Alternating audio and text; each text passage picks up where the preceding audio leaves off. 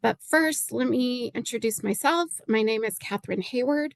I am the Accessibility Specialist at the National Endowment for the Arts and work in the Office of Accessibility with our director, Beth Bienvenu. I'm going to give a short visual description now and then be turning it over to Beth. Again, as I mentioned, my name is Katharine. I am a pale woman with long brown, slightly behaving hair today. I have a small sparkly nose stud and I'm wearing a red blouse with a black NEA logo background. Great. And I'll turn it to you, Beth, if you're ready. Yeah, thank you so much. My name is Beth Bienvenu. I am the Director of Accessibility at the National Endowment for the Arts. I am a white woman with shoulder-length brown hair and bangs, and I'm wearing a black and white print shirt. And I have our NEA logo, a white background with the black NEA logo with our website, which is arts.gov. I am going to share my screen and just get us started. Are you seeing just the slides? Okay. Oh, yeah, it's showing now. Great, great. Well, thank you so much for joining us, and thank you to the Wyoming Arts Alliance and the Wyoming Arts Council for their support for this. It's such an important topic.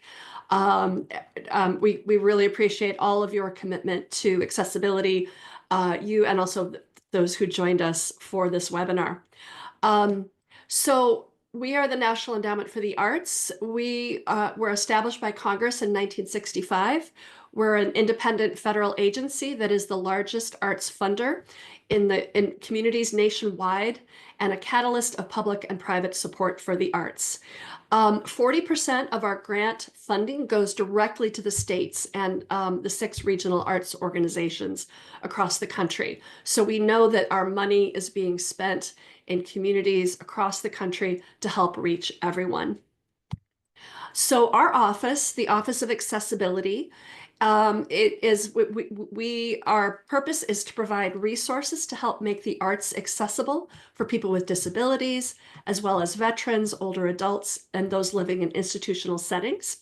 We provide technical assistance and trainings, such as this webinar, to applicants, grantees, and artists with disabilities, as well as NEA staff, and the State Arts Agency and regional arts organization staff. We work very closely with them, including people like Cashmere, who is the accessibility coordinator for Wyoming.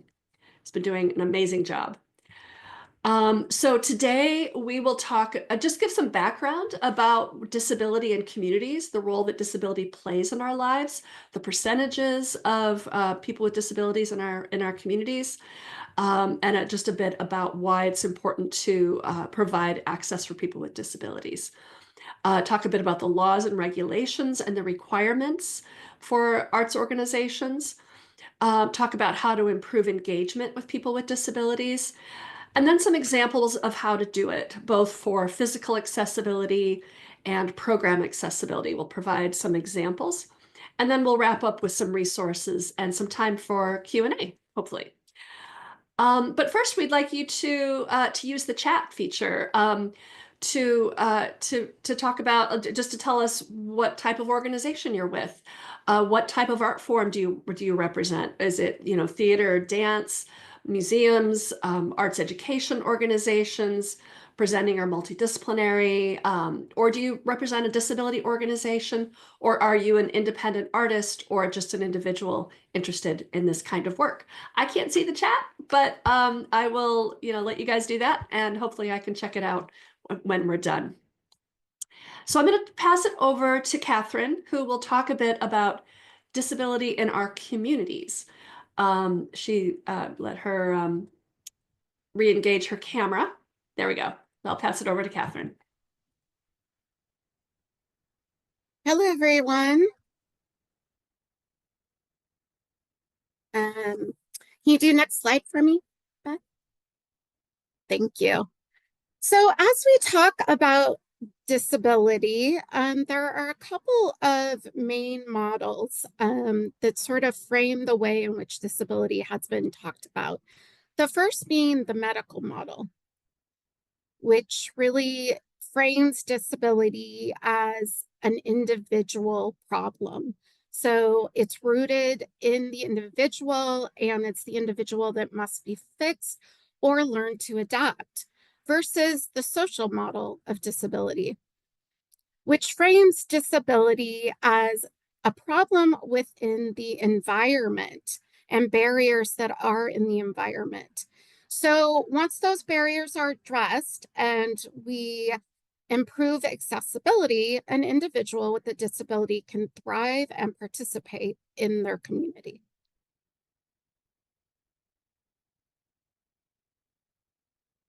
There are lots of different types of disabilities, and a lot of times our first sort of go-to when we hear the word disability is we think of a person who uses a wheelchair or someone with a mobility disability. And certainly there are people with physical and mobility disabilities at growing rates. But there are also people with sensory or perception disabilities, and this can include vision and hearing disabilities. There are people with emotional or psychiatric disabilities, or a more preferred term is to kind of frame it within mental health. And there are also a lot of people that have non-visible or non-apparent disabilities. These are disabilities that you wouldn't know just by taking a look at the person. And this can include chronic health conditions such as, you know, diabetes, arthritis, and lots of other conditions that people live with. Neurodiversity is a term that maybe some of you have heard, and it's become very popular, particularly in the autistic community and among autistic advocates. So this just has to do with the way that people, the, just the different ways that people's brains work and how they take in information and process that information. So neurodiversity or neurodivergence can also include cognitive or intellectual disabilities. And did you want Next to, slide. Yeah, oh, so you already mentioned the physical. Yeah, at the bottom. Yep. Okay. I know I mixed it up. So for our first poll question, so we're trying to add some interaction as we can, and please participate as you're able. Is, do you have a close friend or family member, including yourself, with a disability? And we'll be using some poll questions and some chat questions.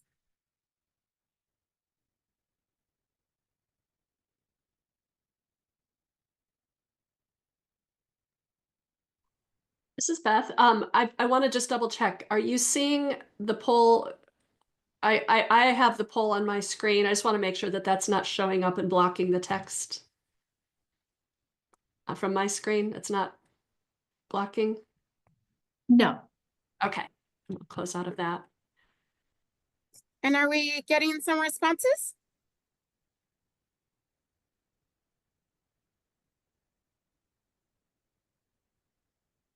Yes, we are. Do you want me to end the poll? We can give it a couple more seconds, and then it'd be great to sort of see what we're seeing. Okay. All right, let's see what we got.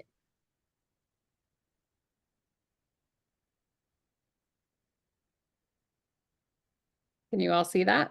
Yeah, that's not surprising. Wow, look at that. So 86% of those of you who took the poll said that you have a close friend or family member that has a disability.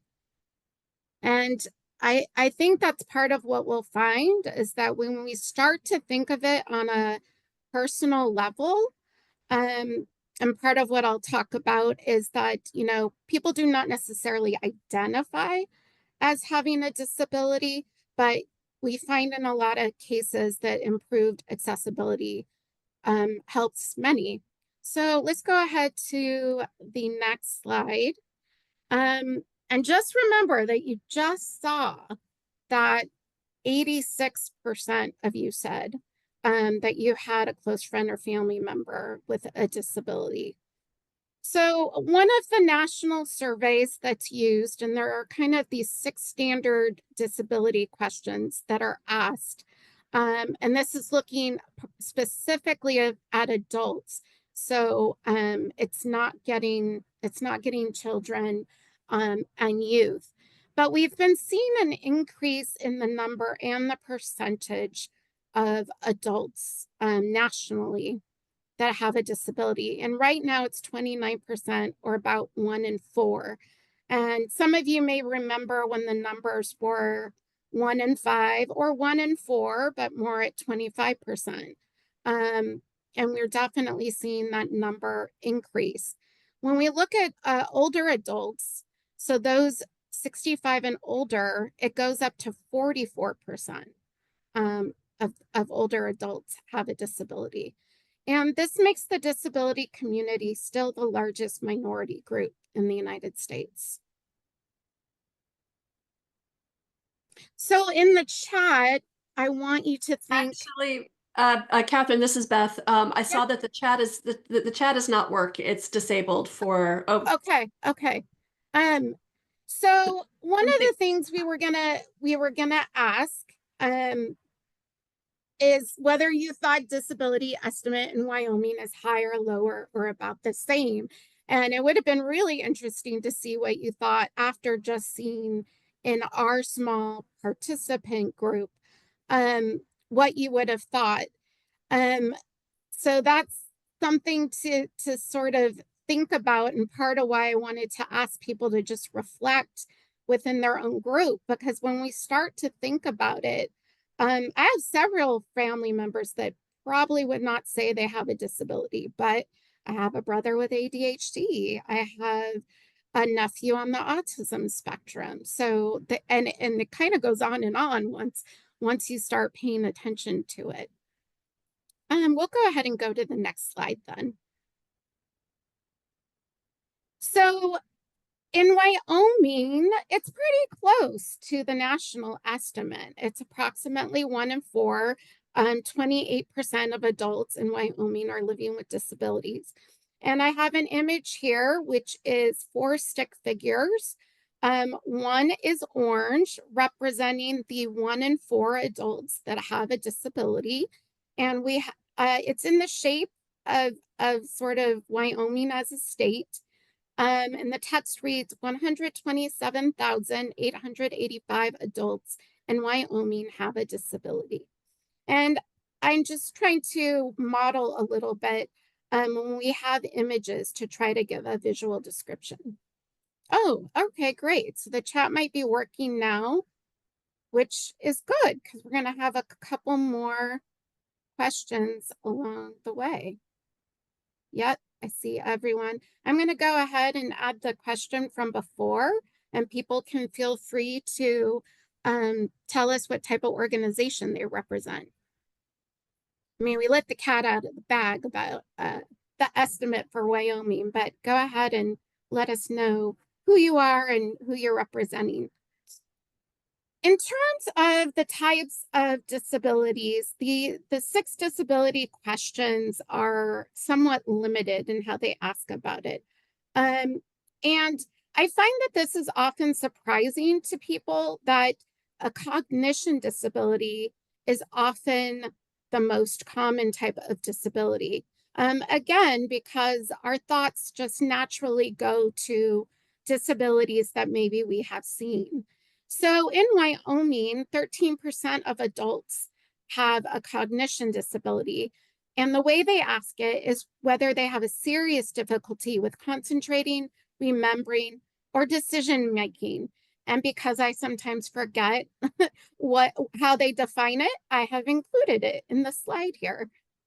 11% of adults have a mobility disability, which is defined as having difficulty walking or climbing stairs. 8% have a hearing disability, so people who are deaf or have serious difficulty hearing. And 5% of adults have a vision disability. So they are either blind or have some sort of visual impairment. Next slide. So part of the reason I share this data is, one, just to shine a light on the fact that disability is around us more than sometimes what we think. And that this means, you know, these numbers, which are likely an underestimate, means that you're going to interact with people with disabilities in some way, whether it's your staff, your volunteers, your board members, artists, students, patrons, or visitors. And I am a bit of a data nerd too.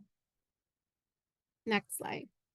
So as I mentioned, the data is likely an underestimate, and I explained a little bit in which they ask these disability questions in this national survey. But it doesn't always include, you know, people who don't self-identify as having a disability, right? This is a self-reported measure, and a lot of aging adults don't consider themselves as part of the disability community. Veterans don't necessarily see themselves as part of the disability community. And it also doesn't capture very well non-apparent disabilities, including chronic health conditions and mental health conditions. So again, it's going to be a lot more prevalent than you may think. And, you know, I think that the poll was probably a lot more telling of how common it is than some of the national estimates that I shared. And now I think I will be turning it back over to Beth to get into some of the nitty gritty of the requirements around accessibility. Yes, I get the fun part. I get to talk about the legal stuff. But before He's we move very on, good at it. doing it for years. Before we move on, I just want to also say that there is a type of disability that's not captured in the data, that at least that we presented, that's speech disabilities. Often because they might be grouped under other things, like if you have a speech disability related to your cerebral palsy, you might also identify as having a mobility disability. And I'm a person who stutters, and I identify as a person with a disability, but it might not be something that impacts me a lot, like in a situation like this where I tend to be a little more fluent, but it does affect me at other times. So it is a very fluid thing, and it really varies from person to person. So, all right, on to the laws. So I'm going to talk about the regulations and requirements under two laws. But first, I want to mention these symbols. We talked about giving visual descriptions, but I'll also describe where they come from and why they're here on the screen. So the slide has a set of 6 images of black and white disability symbols that were created, and they've been evolving over time, but these are a set of downloadable symbols that were developed by the Graphic Artists Guild in partnership with the NEA back in the 1990s. And you can use them to quickly convey the types of access accommodations that you offer. You can have it on your website, in your materials, your programs, etc. So just to briefly say that, cover what these mean. On the left, there's one that represents people with low vision or who are blind. The next one represents closed captioning, and there's also one that's that we don't have here, that's OC for open captioning. The next one symbolizes Braille. The middle one is the universal wheelchair symbol. This is one that it was updated in the last 20 years to represent motion. So you see different types of these. The next one is a symbol representing sign language, and then the next one represents audio description, and then assisted listening systems. So you can download those. We'll make sure the link is in the chat, and you can use those in your materials. There's also black on white, kind of like Katharine's and my backgrounds. I picked black on white because I have black sleeves on my shirt that disappear, I noticed, if I use my black background. So all right, so the two laws. The first one is the Rehabilitation Act of 1973. Those of you who might have seen the documentary Crip Camp from a couple years ago, it was nominated for an Oscar, talks about that law and the struggle that the disability rights community went through to get the regulations put in place so that it could be enforced and interpreted also. So Section 504 specifically refers to the part that prohibits discrimination on the basis of disability in programs conducted by federal agencies, such as anything that the NEA does, and those receiving federal financial assistance. So our grantees, the state arts agencies, and local arts agencies that receive our funds. And so just to clarify, this law only applied to the work and the funding of federal agencies. So that kind of left out a lot, because what about nonprofit theaters that don't have NEA or other federal funding, and commercial galleries and movie theaters and restaurants, et cetera. So the disability community continued to work hard to advocate for the Americans with Disabilities Act, which was written and passed in 1990. It prohibits discrimination and ensures equal opportunity for people with disabilities under a number of titles, the different parts of it. Two of them apply here. One is Title II that applies to state and local government services. So any of the work of the Wyoming Arts Council, your local arts councils, universities, other city government agencies, city museums, county museums, state museums, so it does apply to things beyond government agencies. And then Title III applies to places of public accommodation, and private organizations and commercial facilities. So as I said, museums, performing arts centers, galleries, classrooms, et cetera. So it really does cover most entities. So regardless of who you are, unless you're an individual, if you're an organization or a commercial facility, you have to comply with either the ADA or the Rehabilitation Act, but likely both. So what does this mean? This means that all organizations are legally required to ensure physical accessibility of their spaces. And then these second two are where everything comes in for providing the accommodations people need. So we're providing the accommodations for participants, your visitors, your audiences, your staff, and making sure that your information is being communicated in an effective way, such as sign language interpretation or Braille or large print. And we'll get into that a little more in a few minutes. There are requirements for state and local government under Title II of the ADA, but at least under the Rehabilitation Act, you have to have an accessibility coordinator to serve as a point of contact to arrange accommodations. This doesn't have to be a whole job in itself. You don't have to hire someone for it. It could be part of someone's job, but it's important that you have a name, you have an email address and or phone number. Actually, both are really important. So a way that people can request accommodations and also just ask questions and file grievances, things like that. Hold on a moment.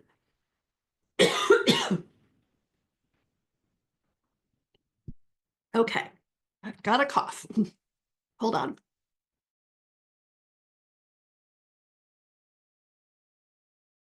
There we go. All right. So we talk about accommodations. These can be made either upon request for specific dates, performances, or activities, or included as every part of the activity. We list all three of these because there are different times and places for providing them. The very minimum is upon request, but it's better to offer them for specific dates and performances. So let's say you want to provide sign language interpretation, you want to provide captioning for a performance. The best way to do it is to have it as every part for every activity, every performance, every time you do the activity. The problem is this can be very costly. So if you're having a run of 10 performances of a play, you can offer sign language and captioning at 2 or 3 performances. That is good. And then the other option is to do it upon request, but the very best is to have it with every activity. So all of these are options. Like every activity, you can always have large print. You can always have Braille copy of the program available. Those kinds of things are easy to do, but we talk about having it with specific dates and performances, and then make sure that you promote it. Use those accessibility symbols. All of these are different options, but we want you to provide the most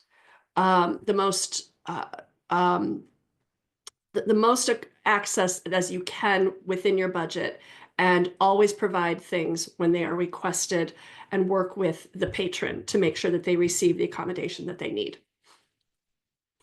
And so make the requests easy. Include information in all of your project publicity, your press releases and programs and your media, how to request an accommodation, and then any deadlines for your requests, because you need to have time to book an interpreter or to provide the captioning or do the Braille printing. Provide this contact information for any accommodation requests. And I'm going to pass it back over to Katharine to talk about other ways that you can improve engagement with people with disabilities. Thanks, Beth. This is Katharine again. And I did add in the chat the link for the how to download some of those icons that Beth shared that are kind of shorthand for expressing the type of access services that you are going to provide. And then, of course, having some sort of statement about how people can request an accommodation so you know if there's something more that needs to be done. So accessibility is not just the law, which it is, but it's also an organizational asset. It is a way to maintain your audiences as they age and maybe would benefit from certain services like assistive listening devices. And it's also a way to grow audiences. As we've seen from the numbers and also from what seems to be some of your own experience, is that this is a big population and often an untapped one. And part of that is because people don't necessarily know what the type of accessibility is going to be. And that's a lot of work on them. So just to reiterate what Beth was saying about providing information on who they can contact about questions around accessibility and if they need to request an accommodation.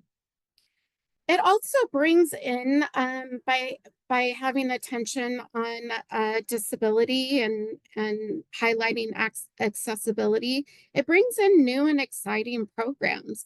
There's a lot of neat work happening in the disability arts field, deaf theater, physically integrated dance companies, and these are just a few examples. And the image that I have here is a mural by John Bramlett, who is someone with a vision disability. And it is this large scale, full building, beautiful, bold colors depictions. And a lot of people might not think that this is the type of work someone who can't see would be able to do. But as we can see, that there is this beautiful artwork that can be tapped into. Disability also intersects with other ways you may be working to attract audiences, such as you're trying to bring in youth, you're working with low-income communities and trying to get them more in attendance. And again, aging populations or veterans or others who may not necessarily self-identify, but by having disabled artists as part of your work and having accessibility as part of your work, that is something that speaks to members of those communities. So ways you can welcome people with disabilities. One way that we've talked a little bit about in terms of an accommodation statement is just having like an accessibility statement and resources around accessibility on your website.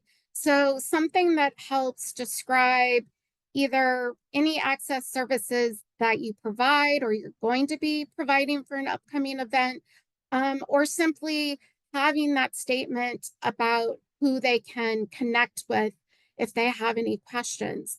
Having an accommodation statement or an accessibility statement is a cue to people in the disability community that you are thinking about them. You can include a plan your visit information or kind of a what to expect in terms of the event. If it's something that is going to have, maybe a performance that might have loud noises or changes in lighting, or it's something that's going to be outdoors and what kind of restroom experience is going to be available. Just giving people some idea of what they're going to be coming into. Social media access, we all use it quite a bit now to promote events that are going to be taking place. And so you want to have your social media accessible. That means having captions on videos, alt text for images, accessible hashtags, and this means having the first letter of each word capitalized. And this is because a screen reader will not be able to differentiate that there are different words if you don't use a capital letter for a new word. And we'll talk a little bit more about captioning and alt text in a moment. Yes, also called camel case. I don't know why. I guess the humps. I don't know. I often don't understand why certain things are called certain things. Also, again, promote the accessibility and include contact information.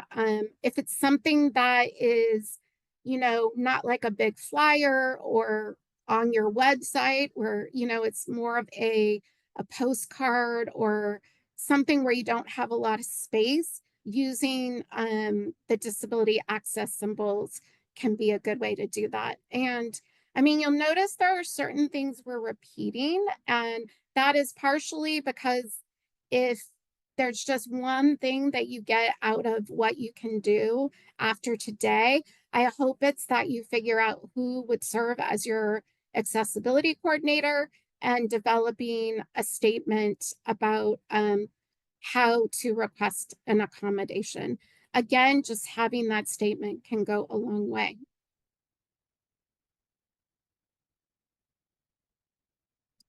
So some other ways to continue to sort of promote accessibility, which is, again, a way of welcoming people with disabilities, is to include access information in all the project publicity. So really have that consistency across whether it's press releases, programs, the media, website, and email. Just be sure to reiterate that they can request an accommodation and any access that will be provided. And again, we've kind of gone over this multiple times, but, there are various ways that you can do that, and having contact information as well as any information if you own a facility or pretty frequently have events at a location, to add some information about the physical accessibility of that venue. So there are different ways that you can also work as an organization to sort of solidify or plan for your commitment to accessibility. One is budgeting for accessibility. So one of the things, I do technical assistance with a lot of organizations, including very small organizations that maybe have one paid staff or maybe completely volunteer run. And, there are often concerns about the costs of things, of access services. So one of the things that I always recommend, even if you're not going to have to provide the service, is to be knowledgeable about it, to research what the options are, know how much it's going to cost. Say, for example, if you need to have a sign language interpreter, and then include that in your grant budgets. You know, having access services, that's a completely, you know, legitimate line item to have in your budget. And I will tell you, I often will look at a budget to see if, you know, if an application is going on and on about all the accessibility and they don't have that in their budget, it really makes me wonder how big that commitment is.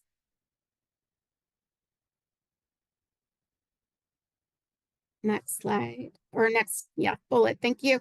Also train your staff and volunteers on services, equipment, and customer service. I am a wheelchair user, and there are several instances where I have interacted with an usher, probably a volunteer, and they don't know about the wheelchair accessible seating. They don't know what my ticket says. They can't figure it out. And it has led to some pretty negative experiences where I have not gone to that theater for a couple of years because, you know, I spent money. It was going to be an exciting date night, and it ended up being a very stressful and not great interaction. So make sure everyone that's involved in the activity knows, not just the accessibility point person.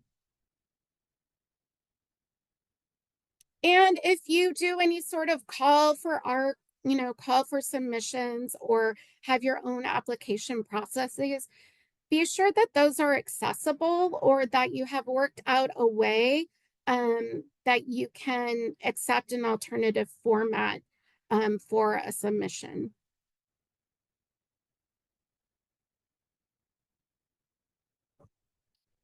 So as Beth sort of mentioned about the legal requirements, and we'll be talking a little bit and breaking down what physical and program accessibility look like, it's important to kind of assess your accessibility and know where you're starting from.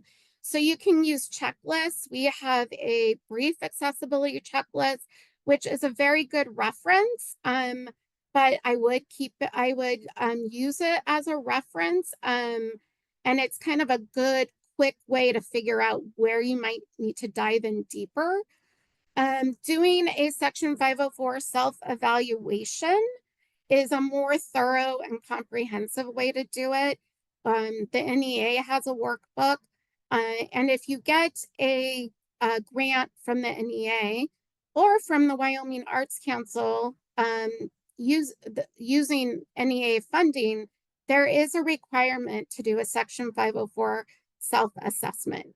You don't have to use our workbook, that you can use a similar assessment. But that's a good way to really get more into the details of accessibility. And Katharine will put the links in the chat after she's done speaking because I can't put them in. Yeah. You can also hire consultants. If you can find a consultant with a disability, that's even better. Someone that has experience doing that work, of course, but really looking to engage people with disabilities in this work. There is a phrase that I know is on another slide, but I'll say it now. Nothing about us without us, which is being shortened to nothing without us. But particularly when you're doing anything around disability or accessibility, you really want to be involving that community to make sure you're not missing something. And I think the next bullet is actually about user testers. Okay, it must be the one after that one. I knew it was in there. So you can hire user testers, which are people with disabilities, to help assess the physical accessibility of the building, to check out your website. A lot of people are upgrading their websites now, and you know, it's really important that you have someone, say, that uses a screen reader testing your website to maybe pick up things that a lot of these automated tools, which are really great, are not great for catching everything. They're often great to give you a starting point. You can also form an access advisory committee with people representing, different disabilities, different arts engagement, and get feedback from them.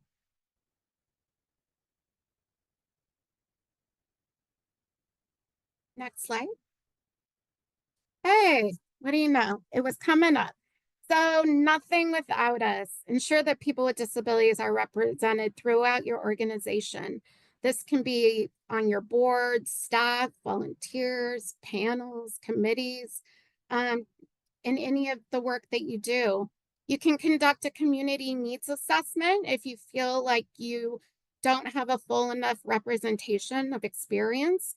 You can partner with organizations serving people with disabilities, such as the state, I don't know what yours is called in Wyoming, but there are state councils on developmental disabilities. There are independent living centers. These are just some ideas of where you can tap into disability-led organizations and engage artists with disabilities and the disability community. Thanks, Cashmere, for adding in some of these links for me.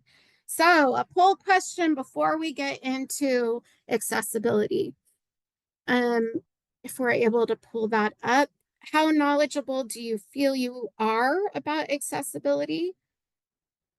And I'm hoping it'll pop up. But we'll be looking at not knowledgeable at all, slightly, moderately, very knowledgeable, extremely knowledgeable. This is not a test. This is so we know where we should sort of direct the time as we go Anonymous. into examples. Not graded.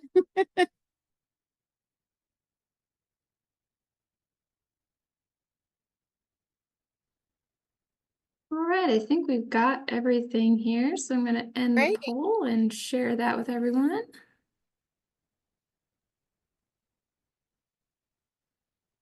That's encouraging. Okay.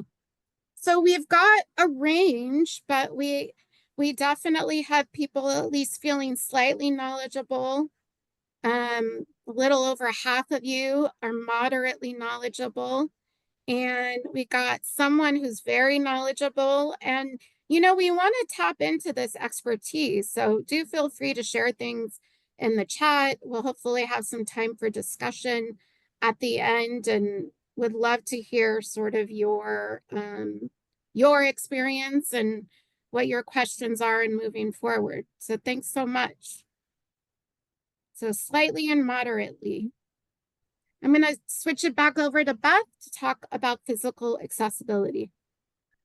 Great, thank you. So these next two sections we'll give examples and ways to look at physical and programmatic accessibility.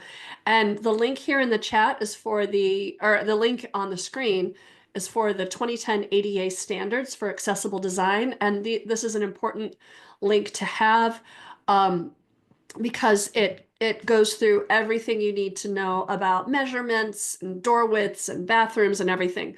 So if you are assessing your space, you can use that. It also, tells you how many, assisted listening devices you need for the size of your auditorium and things like that. So I encourage you to check that out. All right, so physical accessibility is what we often think of most, and it is a challenge when it comes to, let's say, historic buildings and rural areas and older buildings where it's hard to retrofit. But these are things that we really need to think about. So this question comes from our questionnaire for grantees. But are the facilities where the arts activity is taking place, including historic facilities, accessible to people with physical and mobility disabilities? And this includes everybody: staff, volunteers, artists, your audiences and participants and visitors. Include, like, when we talk about staff, I think about the backstages and the offices. Not everything has to be 100% accessible, but everyone needs to have access to what they need to have access to. So there needs to be an equal opportunity for everyone. So some things to think about are the paths of travel in and through your building. So the entry, are there ground level or no step entry with ramps, or are there elevators in your building? Think about all those spaces where there might be a step down that might need a little ramp for people to get through the building. And then if you are having activities in spaces that you can't access, you need to move those activities to the spaces that do have access. Directional signage is really important, because if you're dealing with a building where only one of the, let's say, 4 entrances is accessible, people need to know where that is so that they're not going all the way around the building trying to find it, because that can be tiring and often painful for people with certain disabilities. So you need to have the signage to, use your accessibility symbol and an arrow to say it's this way, and make sure you have that information on your website where the entrance is. The design standards also show the number of seats that are the spaces for wheelchair seating and places. So you can consult with that for auditoriums and classrooms, and then also making sure that you also have places to sit and galleries and also meeting spaces. Make sure that there's space for wheelchairs. Think about your box office. And then the next few slides, we'll talk about some other things to think about, because there are often box offices where you can access it from a lower level. So display cases and exhibits in museums and galleries, being able to approach and view it from a wheelchair, or people of short stature. Of course, restrooms and water fountains. Do we still use water fountains? They now have places to fill your water bottle. There are standards for how many accessible stalls, the width, the turning radius, and the water fountains.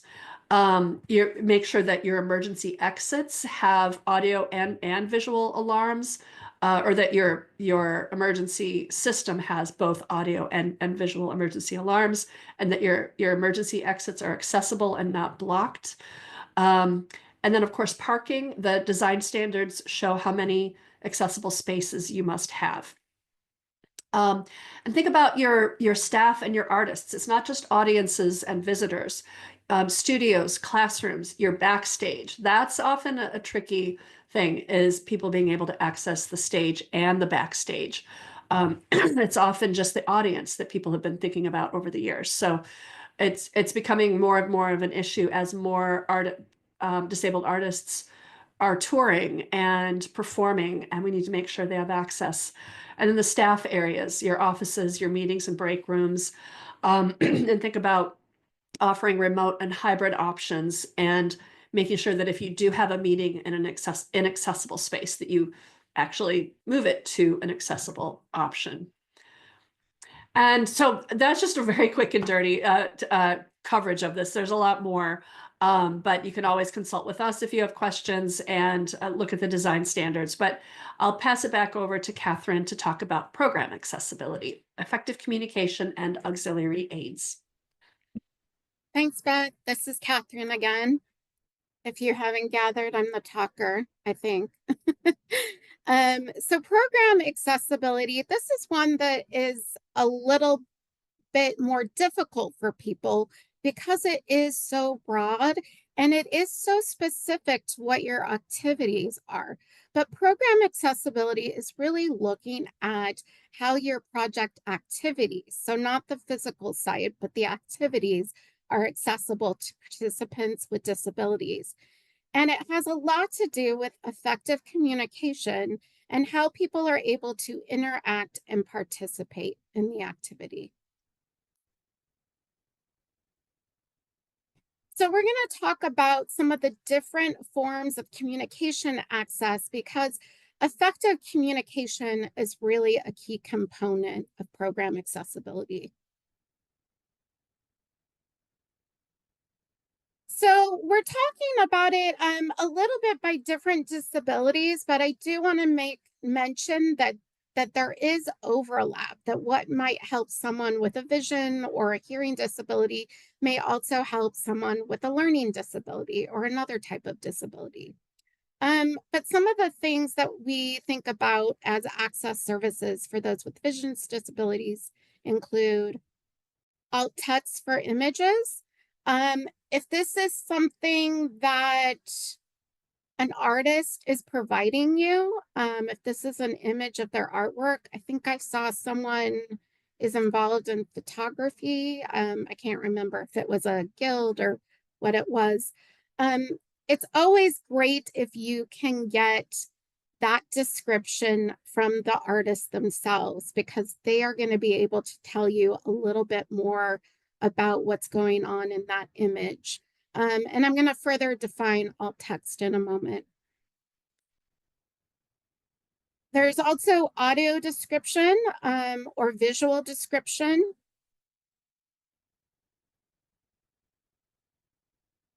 Alternate formats of print materials, such as large print or braille, or sometimes even having printed materials nowadays is an alternate format because so much is becoming digital. Tactile opportunities, which, you know, is great for people who have vision loss, but so many people enjoy that opportunity, kids and really anyone. And I love it when it's in museums, because what's the one rule in a museum? You're not allowed to touch, right? So anything you get to touch in a museum feels like you're getting away with something.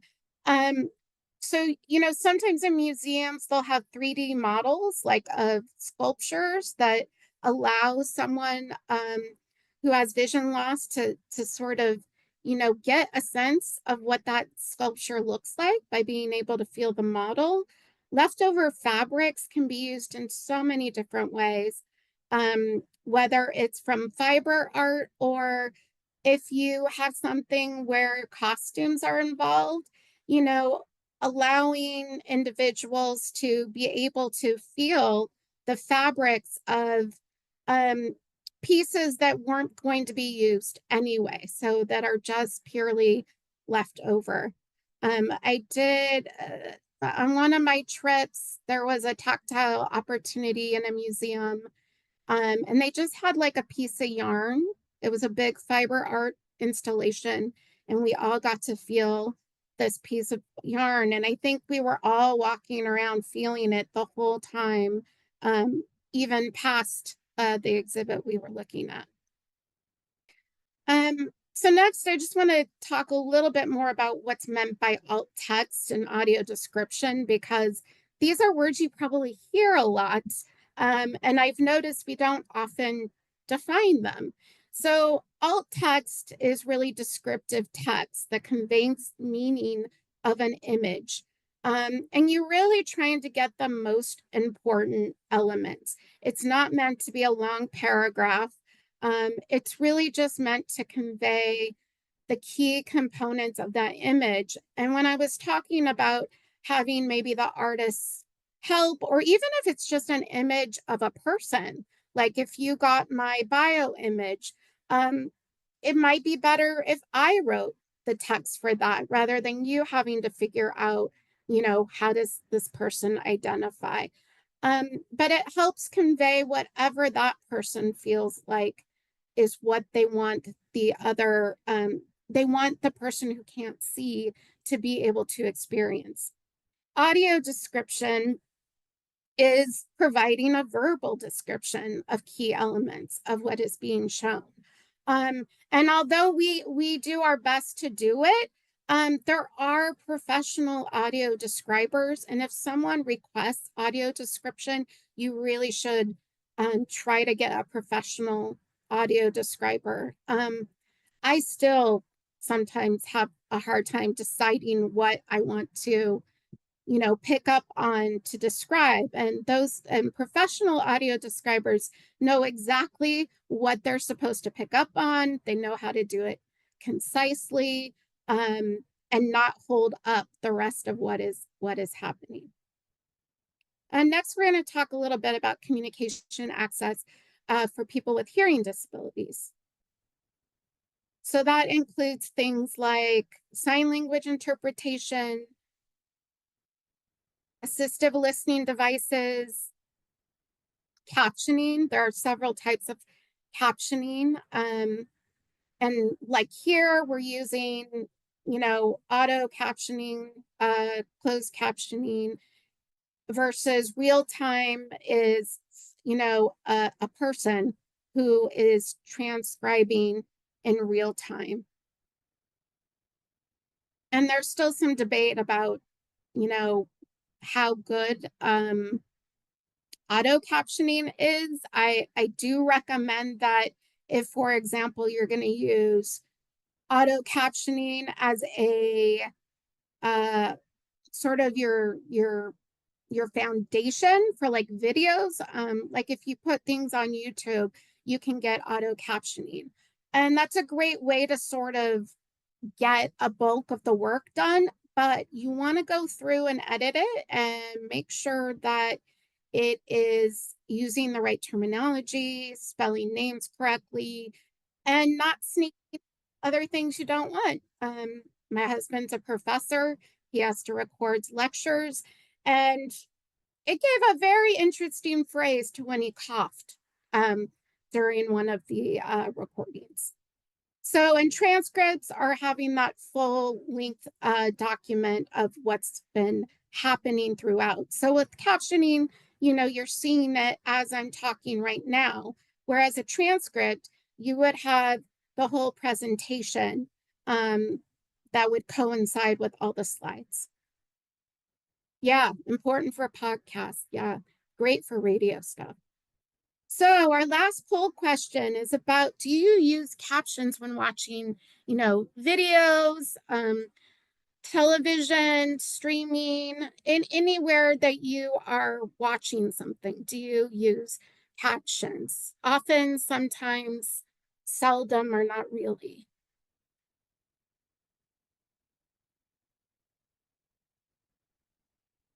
Oh, it looks like the never is not on the poll, but that's okay.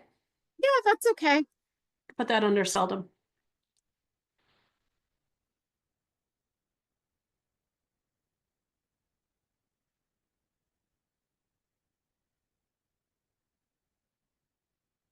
Okay, so more than a quarter, 29% say often, 43% sometimes, and equally as often, seldom. So we have some variation, but we're definitely seeing people use it often or sometimes. So I just wanted to give you some of the data that I'm seeing around how captions are used. And I will preface this by saying that a lot of this research has been done in marketing and advertising because they, of course, care about whether their videos are being watched. But I've seen it in similar places as well. And organizations are increasingly using captioning. So from some various studies, which are summarized in this article that I have, and you'll be able to have the link, 80% of viewers are more likely to finish a video with captions. And what's interesting, and maybe not what you would think, is that it's younger generations that are really using captioning. So 80% of 18 to 25-year-olds use captions all or most of the time. And one company saw an increase of 7.3% in their YouTube views after adding captions. So what are some of the reasons for this? Captioning is great for a lot of reasons, including that it can help with understanding and concentration. If any of you like watching British shows, Beth, I think you do, having those captions are sometimes useful. Or I've been watching some things lately where the volume is really all over the place. The dialogue is quiet, but then the music is really loud, and you're either stuck constantly adjusting the remote, or you might have the captions on to get some of the dialogue that maybe you would lose. I use captions a lot, actually, and I've gotten so used to them that it's weird when I don't have them on something that I'm watching. And I don't have a reason necessarily, at least not a hearing related reason. Okay, next slide.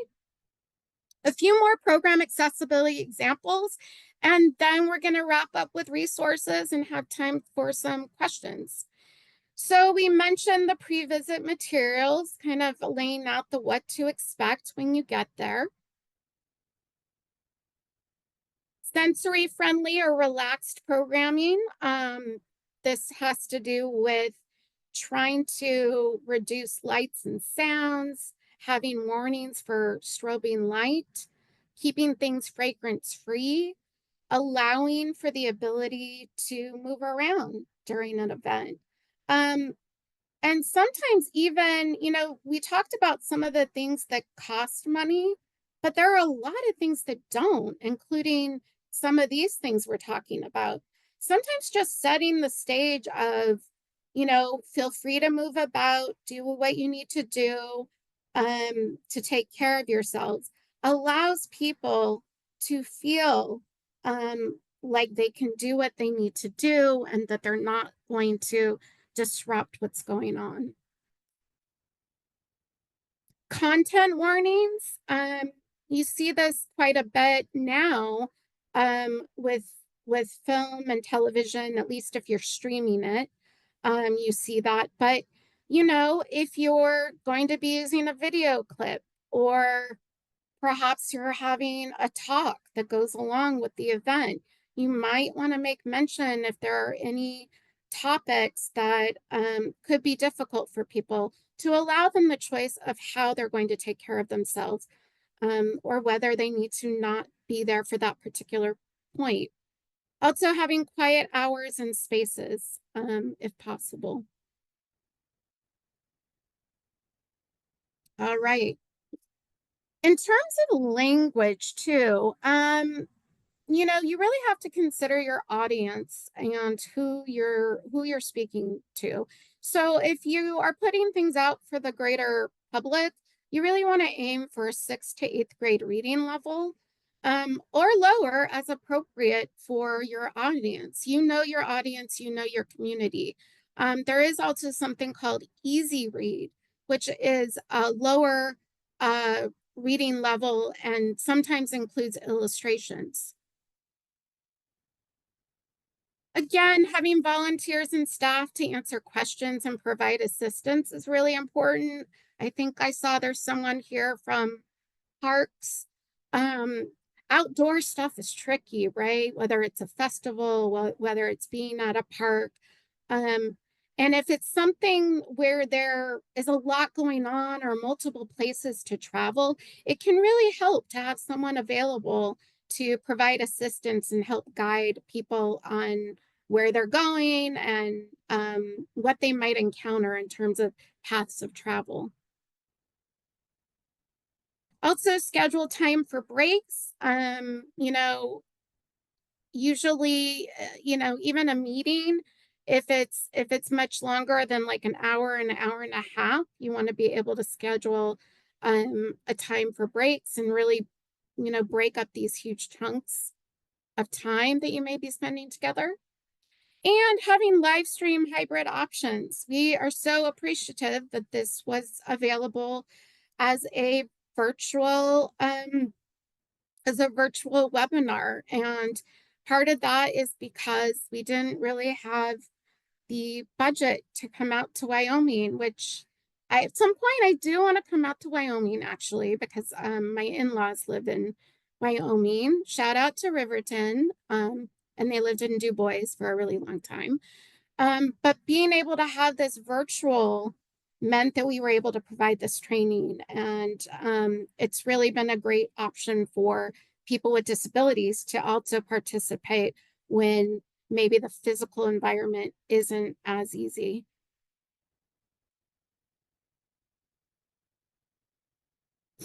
Last little bit. Also look out for electronic accessibility, and this could be a whole webinar in itself. Let Cashmere or whoever know if this is something you want to learn more about. But we're looking to make sure that anything online, including your website, virtual galleries, and virtual meeting spaces, that they are accessible for people who might be using screen readers.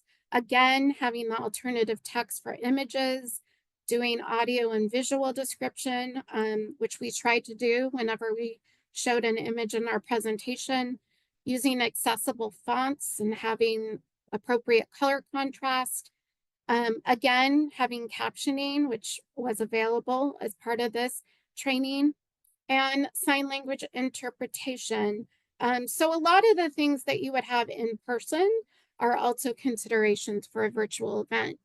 And I'm going to turn over just briefly back to Beth to share a couple more resources. And if people want to put in any questions or comments, we can look at that, and you can feel free to unmute yourselves if you rather ask the question in a moment.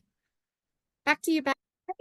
Great, thank you. And thanks for doing most of the talking. I am dealing with this cough, so this has worked pretty well. Okay, so among the resources is NEA funding, and I wanted to talk a bit about our upcoming grant deadlines. Let's see, we have 3 coming up this spring. Our Grants for Arts Projects award is our largest, and it's the bulk of our funding. We have 2 deadlines. One's coming up February 13th, and there's a second round July 10th. This is for projects in a variety of artistic disciplines. And it's project-based. We have a 1-to-1 match. And the grants range from $10,000 to $100,000. So I encourage you to check that out. We can put the links in the chat, but if you just arts.gov/grants, you can see all of them. We have research grants that they fund research studies that investigate the value or impact of the arts. And it's largely a lot of universities, but also other arts organizations, and a lot of partnerships with universities for these grants. And that deadline is March 24th. And then Challenge America is our grant project that it's primarily for smaller organizations and projects that extend to the reach of the arts to underserved groups and communities. And the grant is $10,000. It's project-based, and it also requires a 1-to-1 match. And these can also include in-kind match. Check those out. And there's a lot of resources and tools on our website to help you. We had a grant webinar earlier this month. Office hours are coming up with our with staff. You can chime in and talk with them. And there's some online tutorials available as well. And for more information, you can also subscribe to our newsletters. You go to arts.gov and you go to the bottom of the page to find that. Let's see, the July deadline, those actually, those are announced in April. The people that receive, the recipients are announced in March, in April. Yes. Because it goes to our National Council for their review in March, and then it's released after that. So if you applied last July, you'll find out in April. And then if you apply in February, you typically find out in December, I believe, or early January. So I also wanted to point out a product on our website that we developed last year. We published last year. It's a toolkit on careers in the arts for people with disabilities. It was developed as a partnership between us and a group called Art Beyond Sight, a disability arts organization based in New York. And it has a toolkit that has resources for artists, arts employers, arts educators, and arts funders. So we're kind of looking at the supply and demand side, resources for the artists and the people that are seeking work in the arts, including other cultural workers and youth. And then we call it the supply side, the demand side, trying to encourage arts employers and funders to support this work, whether by employing and casting and curating the work of people with disabilities, and also arts educators, and also funding, but then also resources for arts educators to make sure that people with disabilities are included in this work. And we have an image on the slide that's kind of our brand for the toolkit, that features four photos of artists. Upper left is Siddiqui Konde, a Ghanaian dancer and musician. He's wearing an orange African costume on stage with drummers behind him. He's one of our National Heritage Fellows. Upper right corner is an image of a stage with actors on it. It has a really cool blue lighting, and these are all deaf artists. This is a Deaf West Theater Company. The bottom left corner is the Blind Boys of Alabama, who you might have heard of. They were our National Heritage Fellows a while back. It's a black and white image of five African-American men wearing sunglasses and suits. And then in the bottom right is an image from Dancing Wheels, a disability dance company, physically integrated dance company in Cleveland. Yes. And Mary Verdi Fletcher is on the right. She's a wheelchair user and the founder, and she's instructing two other dancers in their studio. So I encourage you to check out this toolkit. It's got a lot of really great resources. And we've just got a bunch of links here that we can make available. We have resources on our website. We have FAQs for applicants and grantees for all civil rights requirements, our self-evaluation workbook, our brief accessibility checklist. I want to also recommend the ADA National Network. You can go to adata.org. A lot of great resources, and your ADA, regional ADA center, is it Rocky Mountain ADA? They're a wonderful resource. Just look for Rocky Mountain ADA Center, and they've got you can see what they have on offer. The U.S. Access Board has lots of great information on accessibility, and they have these little animation models for physical access, and then the ADA design standards, and then some electronic resources, accessibility evaluation tools. If you're redoing your website, you're going to want to check out WebAIM, the Web Accessibility Initiative. You can assess your website with a couple of different links here and a color contrast checker. And I believe that's it. Katharine put our email addresses in the chat, and yes, we can make the slides available. And so you can have those links and anyone who didn't attend. So I'm going to stop sharing because I believe this information is in the chat. And we're happy to answer questions. We've got about 12 minutes. I'll leave it up for another few seconds.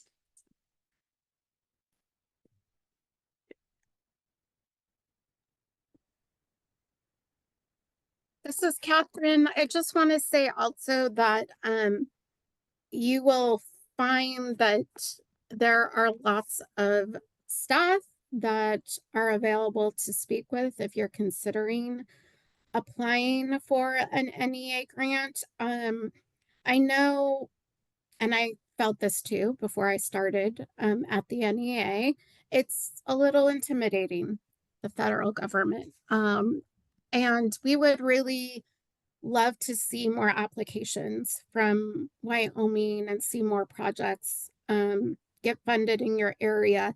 And so there's usually an email or a number of someone you can contact if you have a question about the application, including someone you can talk to if you're trying to decide where does your project fit?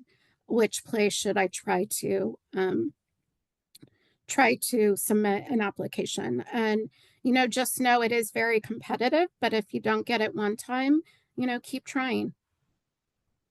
And you can only submit one application per year. So the grants for arts projects, Challenge America, you have to pick one.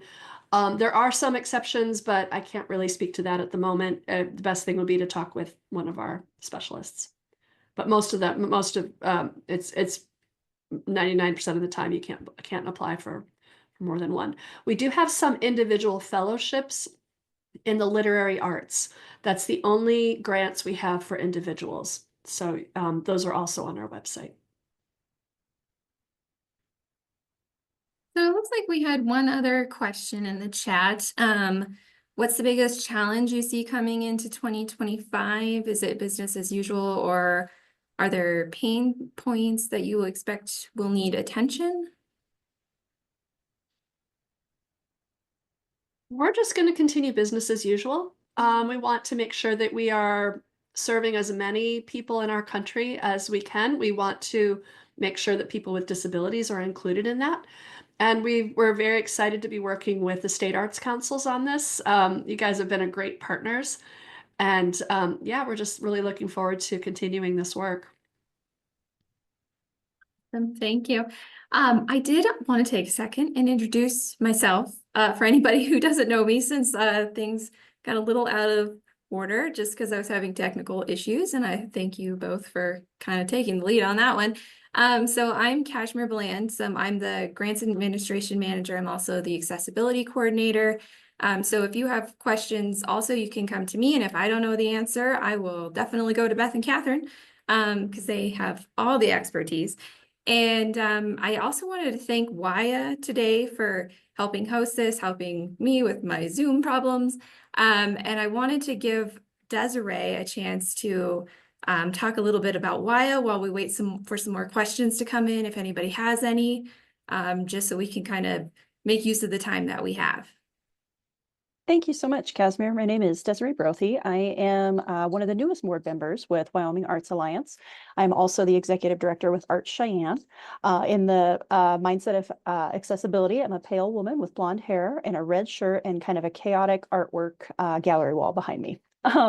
So I just wanted to take a minute on behalf of Waya and just thank you for joining us for today's Arts and Culture series.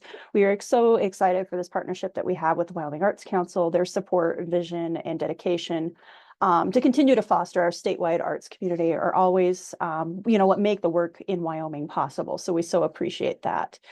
We hope you found value in today's webinar. Of course, I was taking avid notes throughout, so there's always some good new things to learn.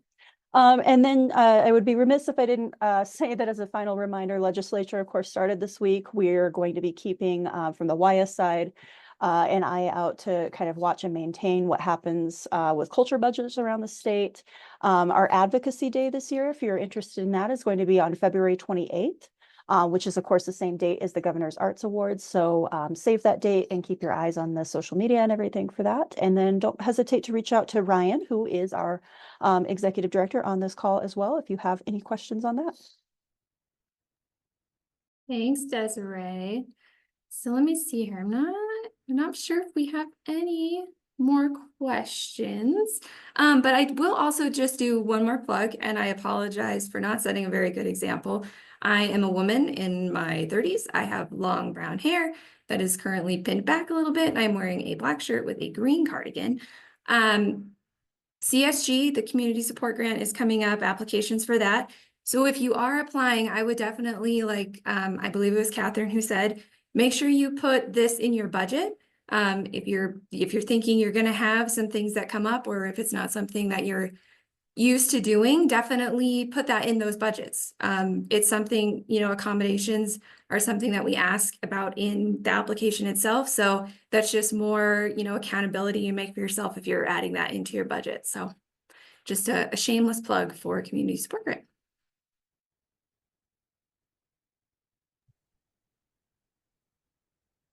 Yeah, I put a note in the chat as Katharine was talking that we have a colleague in Massachusetts who says that your budget is a moral document. It shows what you value and what you think is important for your organization and your community.